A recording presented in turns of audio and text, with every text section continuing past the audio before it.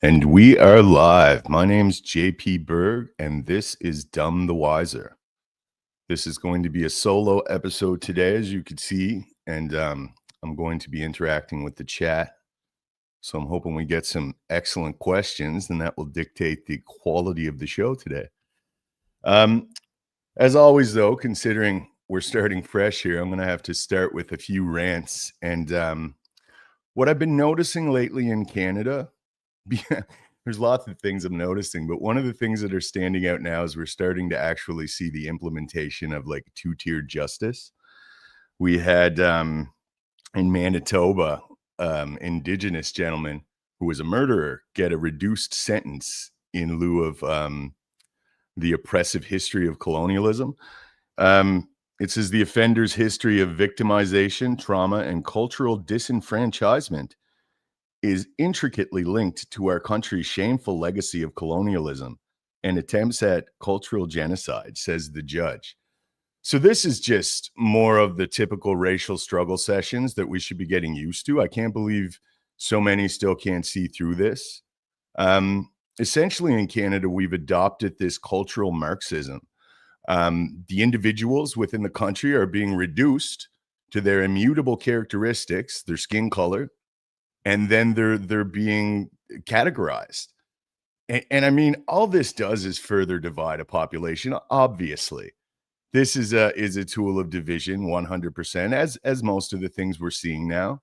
We also had in my city here in Halifax, we had a gym who was announcing that they have special pricing for non-white Canadians. So essentially, those of European ancestry are paying regular price, and then they have a reduced rate for anyone who's a marginalized group. That's the term, right? You heard it in what that judge said in Manitoba: disenfranchisement, marginalized, right? It's this whole fallacious framing where there's this, white supremacist heteronormative patriarchy, and they're like, very systematically oppressing all these various groups. And that's just absolutely and utterly fallacious. You have to realize you're dealing with Marxism, right? We're in again, like a cultural Marxism. So there's a lot of like really, really, I would have to say, like, tactics. For instance, there's something I learned about. It's called conceptual polysemy. So when they use terms like diversity and inclusion, I mean, equity obviously means equity. That means, a wealth distribution, essentially. But when they use terms like diversity, they don't mean diversity as in everyone is welcome. Everyone is welcome, come in. That's what diversity kind of seems to mean. It's like, how could that possibly be pernicious? It's diversity. But what they mean very specifically and very obviously when you hear it, they mean absence of their perceived racial hegemon. So they mean absence of white people to achieve this racial equity. Like I said, the individuals, forget about merit. The individuals are being reduced to their constituent elements. In this instance, your race. I mean, I'm of a belief, and it was just the way I was raised, that you judge an individual by the content of their character. And our merit varies. And though we all have inherent rights, we're all made equal. We're not all equal. We have different things to offer. And we should be categorizing people based upon their merit, and trying to be as fair as we can to the individual, because the individual is always the most oppressed group. But that's where we're at in Canada. We're being reduced to our immutable characteristics, and we're being categorized. And this is a tactic of cultural Marxism. We've also seen this in Keir Starmer's the UK. I'm frequently referencing this because this is an agenda being implemented. This is in no way, shape, or form, bad policies or incompetent politicians. That framing is just, it's too late for that. Maybe if this was all happening in a vacuum in Canada, we could allude to the fact that, oh, these people are just making mistakes. But it's not. Every one of the Commonwealth countries and the vast majority of the Western democracies en masse are implementing the exact same detrimental policies: weaponize mass migration with the Cloward-Piven strategy, bringing in large groups of people from the third world and supplementing that with our social systems, which is overwhelming them. This is a tool of destabilization Cloward and Piven were, again, Marxists. This is a Marxist cultural revolution in Canada, in all the West. And it's very clear at this point. That's enough rambling. I got off on a tangent there and lost myself. Let's see what the chat is saying. Squirrel nuts. Squirrel nuts. Man, this guy is cool. This account is cool. Always interacts. I'm always hesitant. It's like squirrel nuts. He reposted the stream though, and that reminds me that we got about 47. I'm very deboosted. The very last episode, when I got to this point where I was saying everyone should repost the stream, there was exactly 47 people watching. So anyone telling the truth on X is just severely deboosted. They elevate and boost the low IQ pablum. The people that post hypermasculine images, AI images of Pierre Poilievre and present him as the savior of Canada, or those floating head types like that Mario dude, just floating head Mario, where he's like giving weird expressions to the camera. I don't care, man. I'm done. I'm calling these people out. These people are legitimizing. This is what they're doing. They're legitimizing the controlled opposition of Pierre Poilievre. I mean, come on, guys. At this point, like, I supported Pierre at one time too. I thought he was legit. It was before I realized that essentially the entirety of Canadian politics is an elaborate performative charade. The premise of this charade is to provide the peasantry, you and I, everyone watching, with the illusion of participatory governance. It's not real. It's all kayfabe. We're watching the WWE. It's about as consequential as the WWE too. They're the larger forces above the government that are dictating policy right now for the West, and you can see that. Again, I don't think it's naive. I don't think it's paranoid to be aware of the fact that there's externalities that are influencing our politics in Canada. I think it's more indicative of naivete to think otherwise, to just think, yeah, this is just happening. Organically, all of the countries in the West decided to self-destruct and implement the exact same detrimental policies. That's not odd. So yeah, if everyone could repost this stream, it's immensely appreciated. Send it to your friends, your family, anyone who wants some unfiltered truth from a true alternative voice. There's a lot of people that get on here too, man. And I'm not just going to insinuate that everyone's getting paid by these nefarious forces to put up this bullshit narrative, but a lot of these guys just get organically audience captured. You're on here promoting Pierre, you end up getting a follower base, and you end up making some money. You're monetized on these sites. So you start seeing those checks come in, man, and then it gets a little iffy, right? There's some questions now. It's like, should I tell what I think I'm seeing? Because I have no doubt in my mind all these CPC shills are seeing the same things I am. Right now, presently, this Carney regime, this WEF regime is blatantly endeavoring with Bill C2, C8, and C9 to transition Canada into a totalitarian system. And this is not hyperbole. There's many legal professionals across the world that has referenced this. This is totalitarianism. Why is Pierre Poilievre not in the streets in like staunch opposition to this? The official controlled opposition, Pierre Poilievre. But I think anyone who's propping this guy up at this point are legitimizing the absolute fraud that he is. And I think they're preventing the electorate from seeing past it. So I've been talking about this for a while now. It's honestly the reason why I got on here and started talking. I don't have any credentials. I didn't come on here to inflate my ego. I came on here just because simply I was looking at the guys. I came on here like a lot of you did about 2 years ago to see what was going on in the world. And to my utter dismay, I noticed a lot of these people are just pushing the same carefully cultivated, constructed narratives, perpetuating this right-left dialectic. And we're getting nowhere. Like the independent media on social media is not independent. They're very much captured, and I started calling some of them out. That pleb guy, I mention him every time just because he's the most blatantly obvious one. Do you guys remember last election? People were getting turned away from the CPC events, and the pleb was there. And he was like, well, you're still going to vote for Pierre, right? You're getting turned away because you have a Make Canada Great Again hat on, but you're still going to vote for Pierre, right? Like, have you no shame, sir? Sincerely, have you no shame? Do you not realize what's going on with your country? And this goes for all of them. I'm singling him out because he's a good example. Like there's some sincere voices on here that are trying to cut through the bullshit and get through to our electorate that we're in trouble. Both parties are pushing an agenda. They're working in tandem. They're hurting the electorate. And we got you guys up here, man, making money and like feeding your inflated egos and lining your pockets. That's what we're seeing, right? That's the independent people on X here, man. Big fucking floating heads just full of vacuous rhetoric. Just like Pierre. No wonder they like Pierre. That's what Pierre is. And his silence presently speaks far louder than his scripted and feckless rhetoric. People are waking up en masse. And I'll tell you guys that are propping this dude up, you're killing your own legitimacy. Because no matter what, man, the truth just hits different. There's too many people telling the truth right now. And it just, like I say, it just hits people different. They sense it. Don't underestimate the intelligence of your audience, because you're killing your credibility propping up this just vacuous, controlled opposition shill. Works in tandem. Pierre Poilievre was propped up right when they needed him to be. So here's this, lifetime career politician.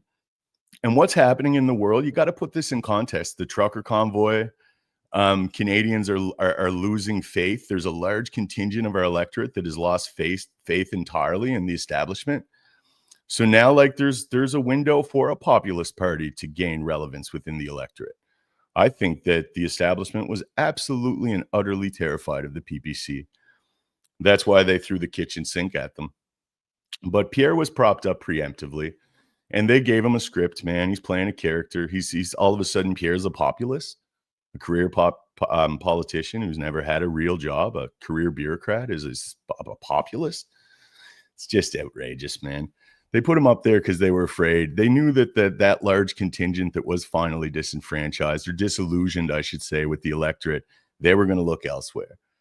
And these populist parties, third parties, Libertarian Party, Christian parties, they were going to gain some relevance in the electorate.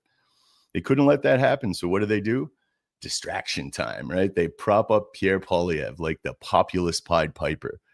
And it was just a bunch of these vacuous recitations of scripted rhetoric where he's saying all the right things. And we're all just like, yeah, axe the tax, Pierre, bring it home, bro. Meanwhile, what happens, man? It's just nothing. The same thing. Think of this controlled opposition scenario like two herd dogs. So you got the electorate that is the herd, and these two herd dogs. And one herd dog is so nasty, is so terrifying that he scares the herd to the other herd dog. He's going to protect them. And then when they get all the way there, they realize this guy's getting pretty nasty too. And then they come back. So despite this just constant back and forth, where is the herd going? The trajectory of the herd never changes, never alters. We're going towards centralized control. They're herding us into the fence. And this fence is a technocratic totalitarian fence with digital ID and social credit systems. Like, it's dystopian. It's what dystopian nightmares are made of. And it's not a conspiracy theorist. This hasn't been conspiracy or conjecture for a long time. These people tell us what they're going to do. So that was a whole lot of ranting with no answering questions. So I'm going to check these out.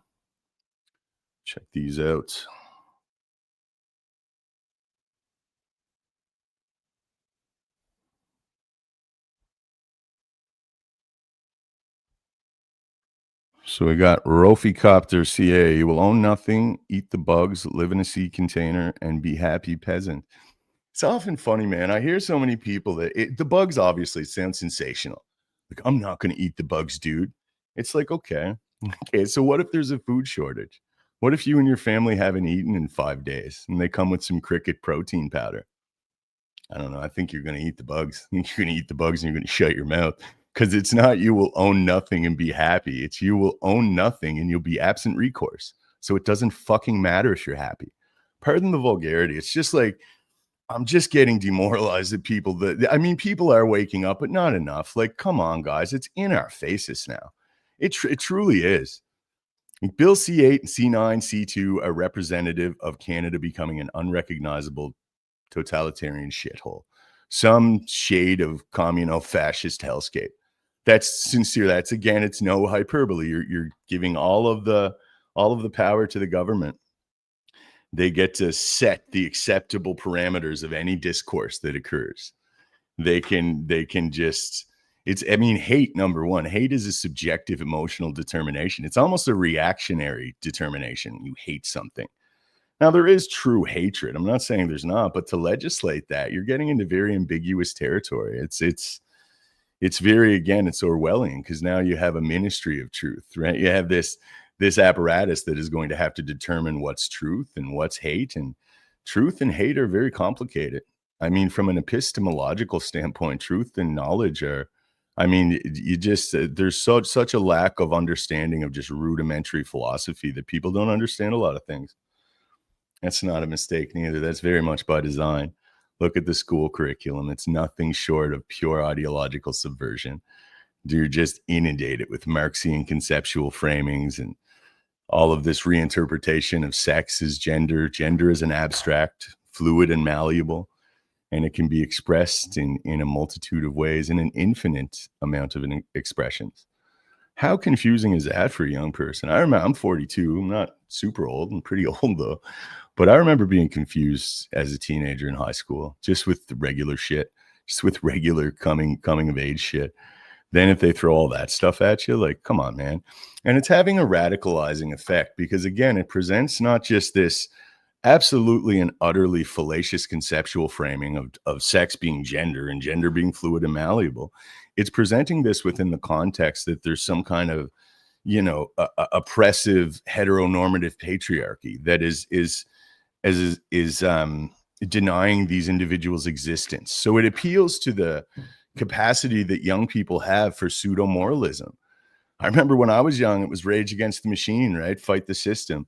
So these young people are presented with this romanticized version of reality. There's a white supremacist heteronormative patriarchy, and it's attempting to hold down all these systemically oppressed identity groups, and we have to rise up against it. It's just like what Mao did. It's actually identical to what Mao did. It's pretty wild where we're going in Canada, man. It's every day, like, this is cathartic for me, because I don't know what I would be doing otherwise. Some people, there's something happening. Like, in some people, like, there's something really bad happening with Canada. Some people refuse to look at it. They're not going to acknowledge the monster under the bed. They're in pure denial, or there's a cognitive dissonance. But then there's people like me. I just can't look away. When I realize you guys are lying to me about absolutely everything, what the fuck's going on?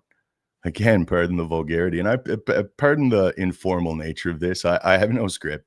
I come on here and I just riff. I riff and I take some questions and I see where we go. I think it's more natural that way.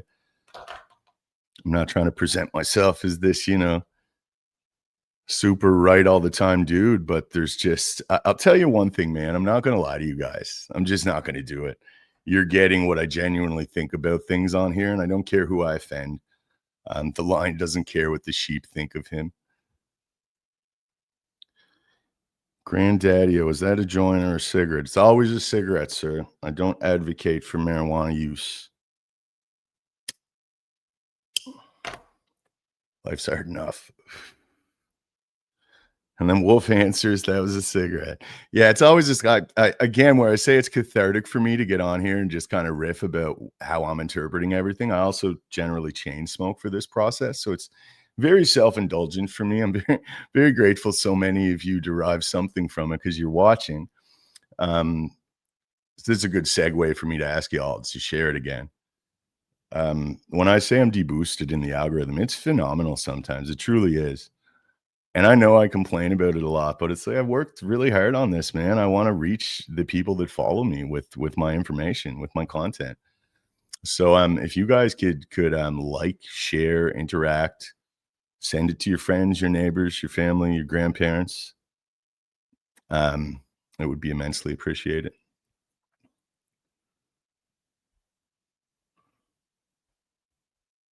And we have Prairie. I have to say, give a shout out to Prairie. Prairie never misses an episode. Very loyal viewer. Thank you very much, Prairie. God bless you. God bless all of you.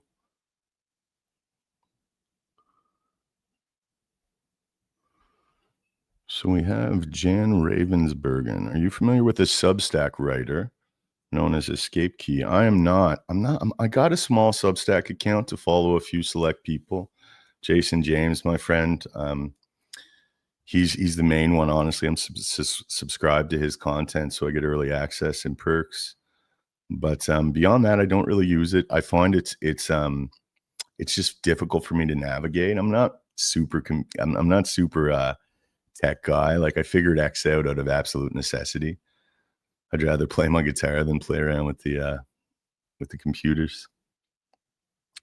But I will put him down on my list presently, and I will check him out for sure.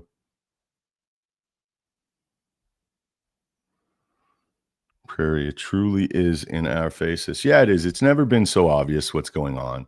Like again, it's Pierre Poilievre's silence speaks more than his feckless rhetoric, speaks far louder. If anyone who's still selling you this guy, anyone who's presenting this guy with these big fake ass AI images, like they're blowing smoke up your ass about like this controlled opposition dude, disregard them right away. They're either profoundly ignorant, or they're just totally working. And regardless, like I say, with the monetization on social media, like it's honestly creates this incentive system for you to be incentivized to be disingenuous. I'm a working class guy, man. I could really use the little bit of money I get from X. And if I started posting fake ass images of Pierre, I'd probably have way more followers. But there's this little thing called integrity. It's a rarity these days, but I try to have it, man. I'm very flawed. But I sincerely, I make a conscious effort to keep my ego detached. I'm not on here trying to show everyone how smart I am. It's nothing that petty or shallow. I'm sincerely trying to get a good feeling of what's going on, and I'm trying to talk to other people that are doing the same. So you have to make it's funny. I frequently say when you get on social media or X and you're speaking to political issues, you're going to get a lot of people that just come out like harsh criticisms, and you should be pretty strong, have thick skin, and definitely don't let them demoralize you. But on the absolute flip side of that advice, don't let all the people that are telling you how great you are, don't let that blow your head up, man. Don't let that inflate your ego. That's what I'm seeing more than anything.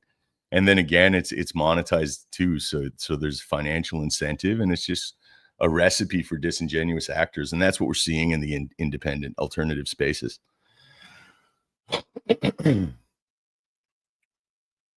Riff Raff Chit Chat. Squirrel Nuts. I love that name, man.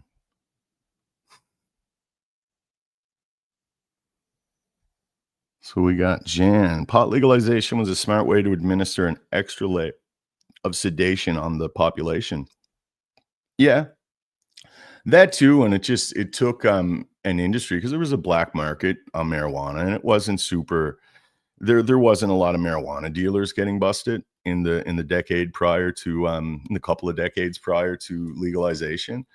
The narcotics divisions were more focused on harder drugs, detrimental drugs. So what it did is it took an industry that was a robust industry in the hands of working people. It wasn't regulated, but there's a lot of people that were making livings off of this. And it has an economic effect, a broader economic effect, but it took all these industries and it centralized it into a few legal places. So the black market is still robust in Canada with these things. Like we do everything wrong. And that's what I say. It's a managed decline. There's a term in economics where you can take over a company or corporation, and instead of just closing it, you bring it to a stop. It's a managed decline, and there's benefits you reap as the major shareholders for this process sometimes. So that's what I see when I look at Canada, and Carney is, as they say, the economic hitman. Do you guys honestly think that Mark Carney, who's been like, he had no political aspirations, he could have been a politician, he would have no problem been there. Carney was profoundly aware of the fact that he was above the political class. Carney was a banker. I've seen him in multiple videos referring to himself as an elitist and a banker. I mean, I even heard him referring to himself as a European, saying he doesn't consider himself Canadian. He considers himself a European. So do you think that this vampire left his coffin in Europe, this central banking WEF member, left his coffin in Europe and came to this resource/labor colony to help the peasantry, to help the people of Canada? I don't know, man. There's naive, and then there's that. That's next level, guys. So we got to wake up and don't just acknowledge that and say, "Ooh, look, here's Pierre Polyev." Instead, like, come on, man. It's crazy that more people aren't aware of what's going on. They're just running roughshod over us.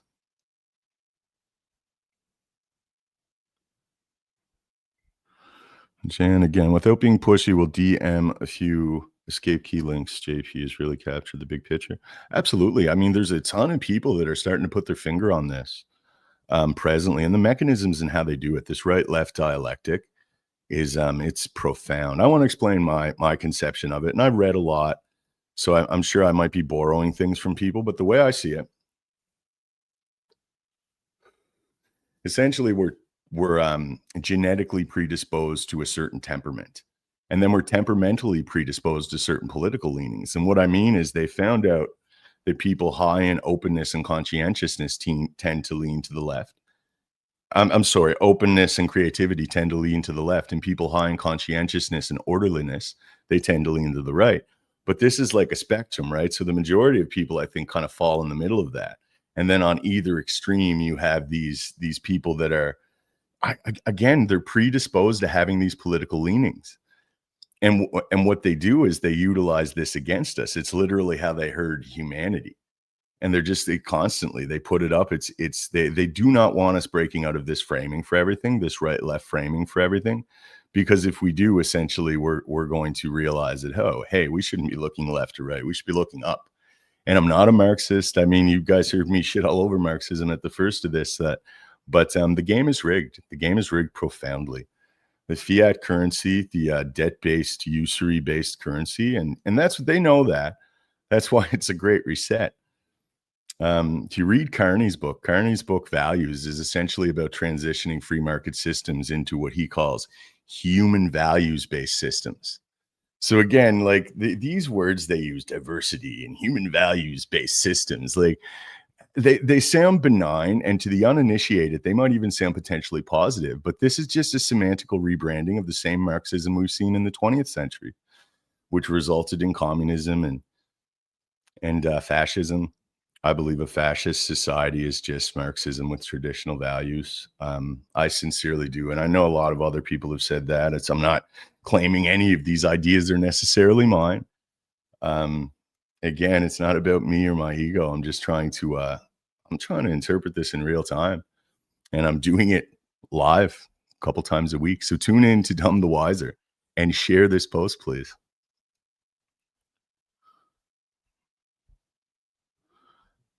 It's the same few people in the chat. So with 155 people, I don't know if StreamYard is giving me all the chat. I'd like to start to explore ways to see if I can curate the chat a little better.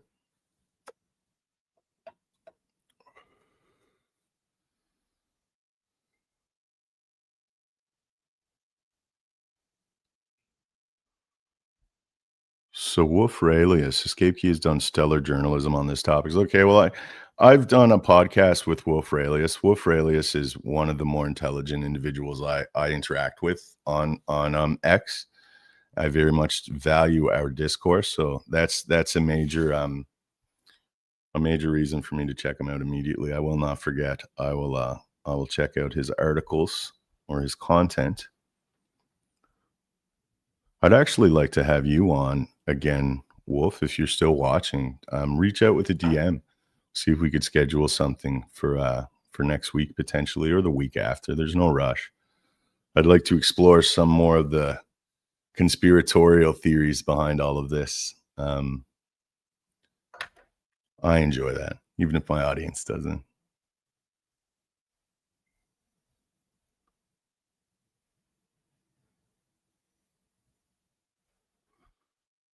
Prairie. Oh, dang. During the election, I'd take a tongue lashing in chats when I mentioned Maxime.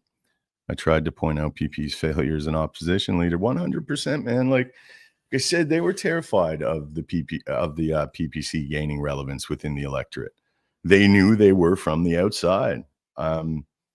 So they gave scripts to all their big influencers, and they put all these rumors out right away.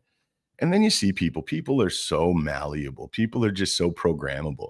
your average dude on X that doesn't, he's trying to figure out what's going on, and God bless them, but they hear these things and then they just regurgitate them. It's like, oh yeah, Maxime works for the liberals. He's here to make sure that Pierre doesn't get in. It's like that was all bullshit. That was a psyop, and it was a successful psyop that worked immensely. And in the end, the numbers showed that the PBC on paper should have performed better than they ultimately did. I think everyone just fell into that Canadian condition. And anyone who talks Canadian politics will tell you, don't split the vote. So we don't split the vote. We're always voting for the lesser of two evils, and we're consistently being herded towards more centralized control, and it still works. Don't split the vote, bro. You wouldn't believe how many low resolution people I have tell me frequently that I don't know anything about politics. Pierre has to appeal to a very liberal demographic. He can't just come out and say it, but he's going to do everything we want him to do when he gets in there. It's like, man, that's so lame. It's kind of phenomenal to me. It's worse than lame. It's fucking naive. That's way too many F-bombs for one episode. I like to keep them sparse so I don't lose the emphasis. Use them as a rhetorical necessity to put emphasis on my points. I'm just that shocked and dismayed with everything occurring presently.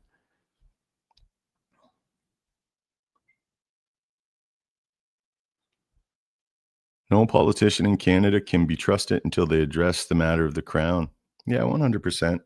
Our Westminster parliamentary system is so flawed. We have an appointed Senate.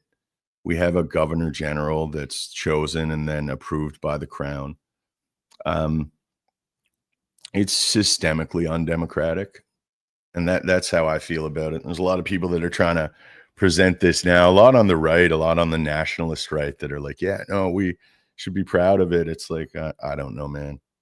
Sure, I guess. I'm not going to shit on anyone. Everyone's trying to interpret this, and it's irreducibly complex. The rabbit hole is endless too. I'm a relatively intelligent dude. I've been giving this like obsessive level focus, probably too much focus. And all I know for sure is that our politics is like it's like an insulation from the real ruling class. In ancient times and Roman times, they utilized bread and circus to distract the peasantry from the goings on of their overlords. And in modernity, I guess Uber Eats and Netflix are bread and circuses, but beyond that, the politics. Politics is the WWE, a performative charade to provide the debt-ridden wage slaves, the peasant class, with the illusion of participatory governance. It's just not real. It's not real. And I know that that's a sensational claim. But again, I mean, in this day and age, to put it in context, not really. I think if you're not realizing this on some level, then you're just not paying attention, or it's cognitive dissonance. It's very scary. We all derive so much security. And it's like foundational, this security, to the conception that we know what's going on, which is funny to me because we have no idea what's going on. That's for sure. All we know is what we've been told.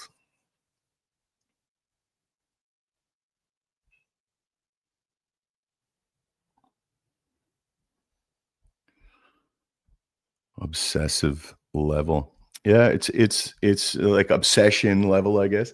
But yeah, I mean, it started with honestly, it started with Trump in 2017. I started to like, okay, the establishment and everyone hates this guy in a way I've never seen before. So maybe he's saying some true things, and I started to, slowly awaken. I became kind of more conservative during that time too. Prior to that, I was sleeping. I was sleeping like a lot of people. But after COVID and all that stuff, it's like, okay, well, our government is they're in open war against the people. They're in open war against the population. And it's not entirely kinetic yet, but it's going to be soon. That's Bill C2, C8, and C9. So, and here we are, all of our great alternative media in Canada is legitimizing the controlled opposition of Pierre Poilievre. It's gross, makes me want to truly vomit.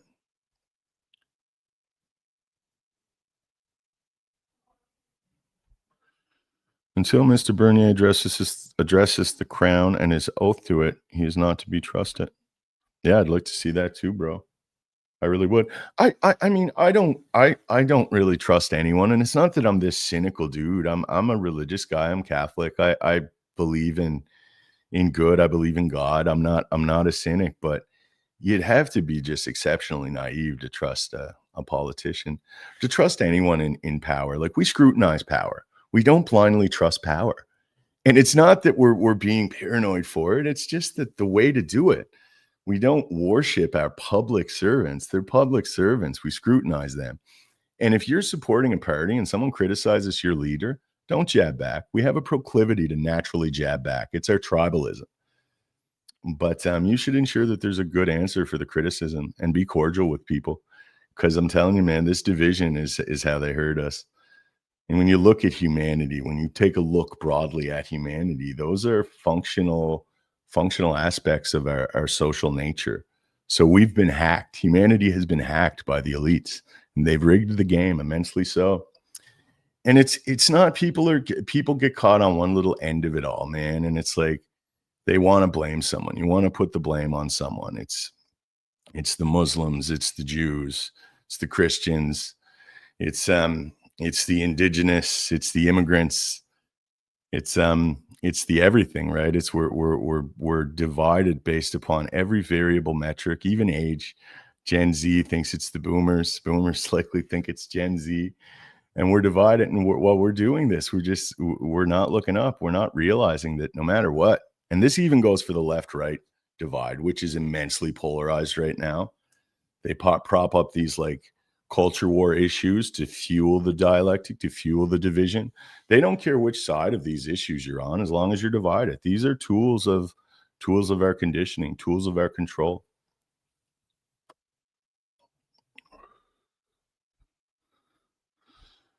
So we got Ika Trevin Noir. Probably definitely didn't say that right, but my father always said politicians are cockroaches. Your father was a wise, wise man indeed. Indeed. And it's not to be entirely cynical. There can be good politicians. There could be people with sincerely good intentions, but when it's like in Canada, it's irredeemably corrupt. I think our institutions have been profoundly subverted, and they're controlled by elite power systems that we don't entirely understand. The biggest, most interesting talks are going on behind closed doors. It's not Canadian politics, that's for damn sure. So we got about 184. I'll ask one more time. If you guys can all share this, like it, interact with it. It's immensely appreciated.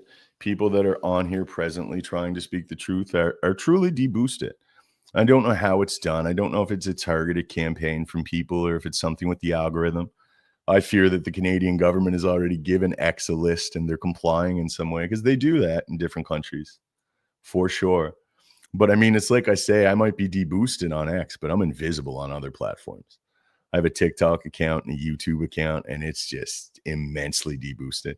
I even thought, where I'm brand new there, I'm trying to broaden my platforms, that I would do one of their small advertisement packages. And on YouTube and TikTok, I was denied advertisement.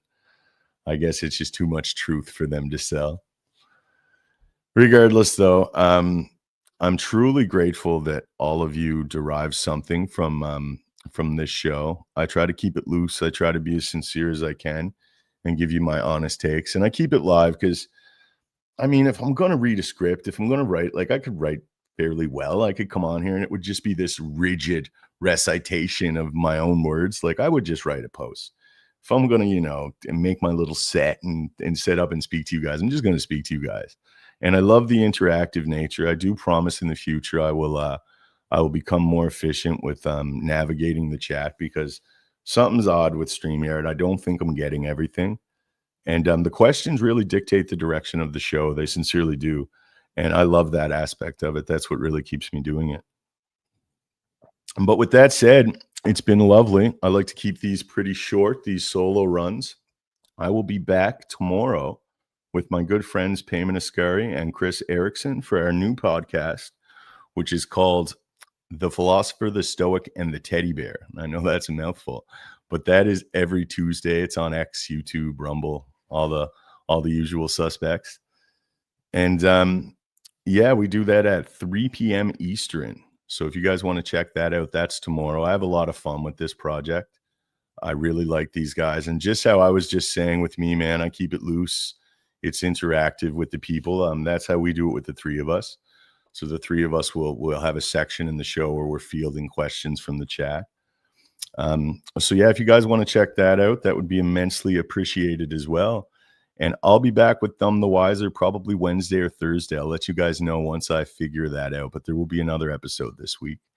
I want to thank you guys all for tuning in. My name is JP Berg, and this is Dumb the Wiser. Cheers.